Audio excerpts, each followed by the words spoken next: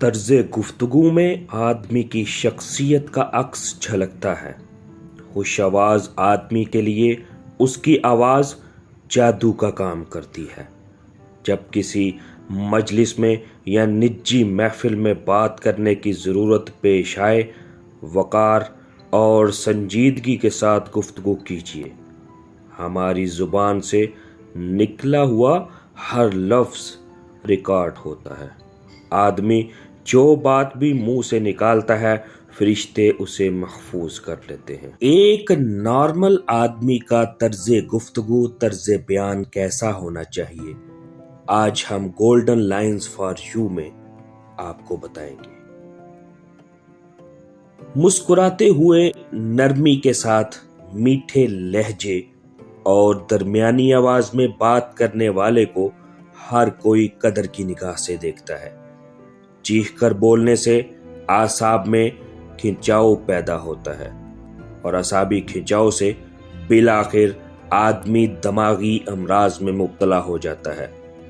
سننے والا یہ سمجھتا ہے کہ میرے اوپر روب ڈالا جا رہا ہے اور وہ اس طرز کلام سے بد دل اور دور ہو جاتا ہے۔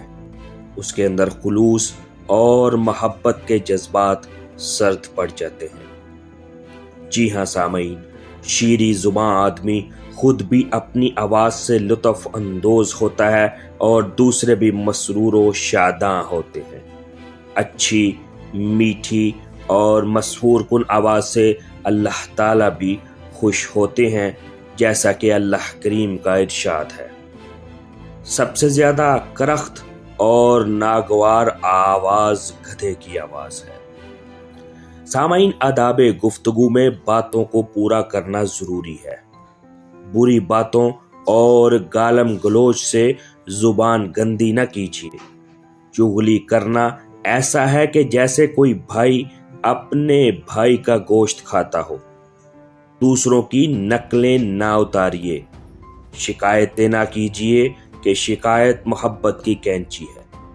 کسی کی ہنسی نہ اڑائیے کہ اس سے آدمی احساس برتری میں مبتلا ہو جاتا ہے اور احساس برتری آدمی کے لیے ہلاکت ہے، جس ہلاکت میں ابلیس مبتلا ہوا۔ سامعین، اپنی بڑائی نہ جتائیے۔ اس عمل سے اچھے لوگ آپ سے دور ہو جائیں گے۔ خوشامد اور چاپلوسی کرنے والے منافق آپ کا گھیراؤ کر لیں گے اور ایک روز آپ عرش سے فرش پر گر جائیں گے۔ فکرے نہ کسیے، کسی پر طنز نہ کیجیے، بات بات پر قسم نہ کھائیے۔ یہ عمل آپ کے کردار کو خراب کر دے گا اور آپ لوگوں کی محبت سے محروم ہو جائیں گے۔ جی ناظرین، اگر آج آپ کو ہماری یہ ویڈیو پسند آئی ہے تو ہماری ویڈیوز پہ لائک، شیئر اور کمنٹ ضرور کیجیے اور ہمارے channel golden lines for you کو ضرور سبسکرائب کیجیے۔